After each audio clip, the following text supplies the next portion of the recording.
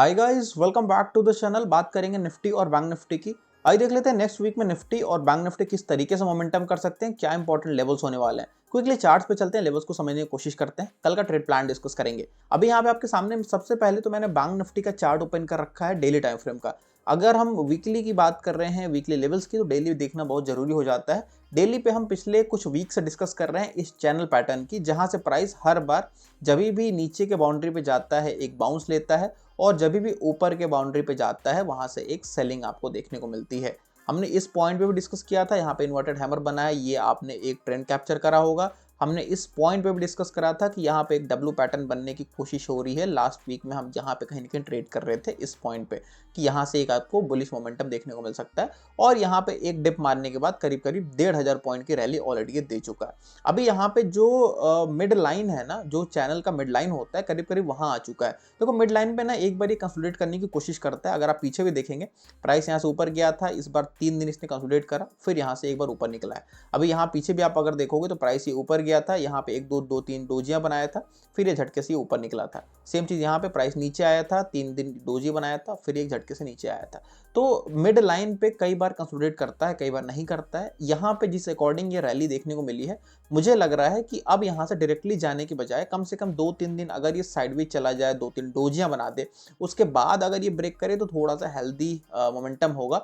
वरना इस मोमेंटम में अगर ये सीधे निकलते जाए तो आपको बाइंग का मौका नहीं मिलेगा। लेकिन इस केस को भी डिनाई हम नहीं कर सकते, बिकॉज इलेक्शंस हैं, तो होने को डायरेक्टली ये बड़ी बड़ी कैंडल बना के डायरेक्टली यहाँ पे भी पहुंच सकता है इस वीक में, कोई खास बात नहीं है। लेकिन जैसा आपको प्राइस एक्शन चैनल में दिख रहा है, हम उसके अकॉर्डिंग ही गेस करेंगे, उसके अकॉर्डिंग ही एनालाइज करेंगे कि भाई यहाँ पे जिस अकॉर्डिंग आपने 1000 1500 पॉइंट का मोमेंटम किया है, थोड़ा सा पॉज ले लें। उसके बाद अगर ये वापस से पॉज वाले कैंडल्स को ब्रेक करने की कोशिश करेगा, तो यहाँ पे आपको एक अच्छी रैली देखने को मिलेगी। आपको करना क्या है, जो अपना टोन है वो बुलिश ही रखना है। लेकिन अगर यहाँ पे डायरेक्टली निकलता है तो इस जो कैंडल है इसके नीचे स्टॉप लॉस डाल के, करीब करीब 200 पॉइंट का स्टॉप लॉस है, डाल के आप इसको एक लॉन्ग हाफ क्वांटिटी में प्लान कर सकते हो, अगर ये डायरेक्टली निकल जाता है तो। लेकिन अगर यहाँ पे 1 2 डोजिया बनाना शुरू करता है ना, तो ये बेस्ट केस होगा। डोजी बनाने के बाद आपको एक रेंज मिल जाएगा, उसके बाद ये ऊपर निकलता है तो आप फुल क्वांटिटी प्लान कर सकते हैं विद छोटा सा स्टॉप लॉस, जो भी डोजी होगा उसके नीचे स्टॉप लॉस डाल के। तो दोनों केसेस में हम लॉन्ग के लिए प्लान करेंगे, बेरिश हम नहीं हो रहे हैं। बेरिश हम एक ही केस में होंगे कि ये जो मोमेंटम है ना यहाँ से यहाँ तक, इसका 50% करीब करीब 48,500 का जो लेवल है, ये नीचे के साइड ब्रेक होता है आने वाले 2 दिन के अंदर अंदर, तो ही हम बेरिश होंगे, एल्स नॉट। यहाँ पे हमारा जो सीन है वो बुलिश के साइड ही है। और मुझे नहीं लगता कि यहाँ पे ये जो कैंडल है अब ये वापस से नीचे ब्रेक होते दिख रही है।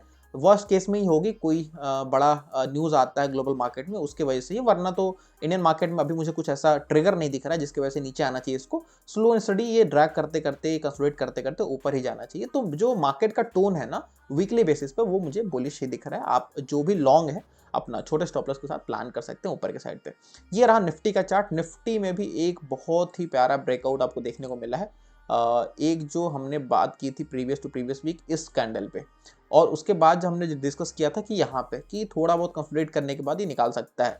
अगर आपने यहाँ से देखा तो ये एक रैली आपको मिली। उसके बाद हमने इस कैंडल पे डिस्कस किया था प्रीवियस वीक में कि यहाँ पे 2 3 दिन हो सकता है कंसोलिडेट करे, फिर यहाँ पे निकाले, जो कि हम अभी बैंक निफ्टी में बात कर रहे हैं। सेम ऐसा स्ट्रक्चर आपको देखने को मिल सकता है। हो सकता है कि 2 3 दिन थोड़ा सा डोजी बना दे, कंसोलिडेट कर दे, फिर एक बड़ी कैंडल बना दे। तो ये मिलता है तो ये कैप्चर करना बड़ा ईजी हो जाएगा आपके लिए। यहाँ पे भी अगर आप देखोगे तो यहाँ पे आपको सिंपल सा छोटा डोजी के बाद स्टॉप लॉस मिल गया था। ये जो डोजी है ना, लेट मी शो यू, यहाँ पे ये जो डोजी है इसके नीचे आप स्टॉप लॉस डालते हो, और ये जो कैंडल, इसको कैप्चर करना बड़ा इजी हो जाता है। अभी जिस अकॉर्डिंग यहाँ पे आपको ब्रेकआउट देखने को मिला है ऑल टाइम हाई पे, यहाँ पे आइडिया इज वेरी सिंपल।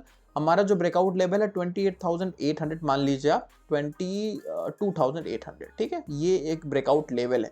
तो प्राइस जब तक इसके ऊपर है, करीब करीब यहाँ से 150 पॉइंट है ना, तो जब तक प्राइस इसके ऊपर है, चाहे वो नीचे आए, थोड़ा कंसोलिडेट करे, फिर यहाँ से फिर ऊपर निकले, ये सारे बुलिश सिनेरियो हैं। यहाँ पे आप बाइंग ऑन डिप ही अप्लाई करेंगे। जब तक प्राइस 22,750 ये लेवल ब्रेक नहीं करता है, तब तक आप बेरिश नहीं होंगे। इस वीक में अगर आपको दिखता है कि 22,750 नीचे के साइड ब्रीच हो रहा है, तो फिर यहाँ पे आपको क्या दिखेगा कि प्राइस ऊपर तो गया, एक कैंडल ब्रेकआउट का भी बनाया, लेकिन यहाँ पे ब्रेकआउट फेलर का साइन दिख रहा है। हो सकता है प्राइस नीचे आ जाए। तो वो आपका एक वर्स्ट का सिनेरियो होगा। जो लेवल आपको मैंने बता दिया 22,750 का लेवल है, इसके ऊपर जब तक है 22,800 तक आप बाइंग ऑन डिप अप्लाई कर सकते हैं। Because idea is very simple, यहाँ पे आपको ब्रेकआउट का लेवल था, यहाँ पे आपको एक ब्रेकआउट देखने को मिला अच्छे लेवल पे। एक बार लेट से पुल बैक मिलता है, कोई रिटेस्ट मिलता है इस लेवल पे करंट प्राइस के आसपास 22,800 के आसपास, तो एक अच्छा बाइंग का सिनेरियो होगा, फिर यहाँ से एक फिर से रैली स्टार्ट हो सकती है। ठीक है, तो ये हो गया निफ्टी और बैंक निफ्टी का वेरी सिंपल सा एनालिसिस। आई होप आपको चीजें क्लियर हो गई होंगी। वीडियो पसंद आए वीडियो को लाइक कीजिए। दैट्स इट फॉर टुडे, मिलते हैं नेक्स्ट वीडियो में। Till then bye and thanks for watching.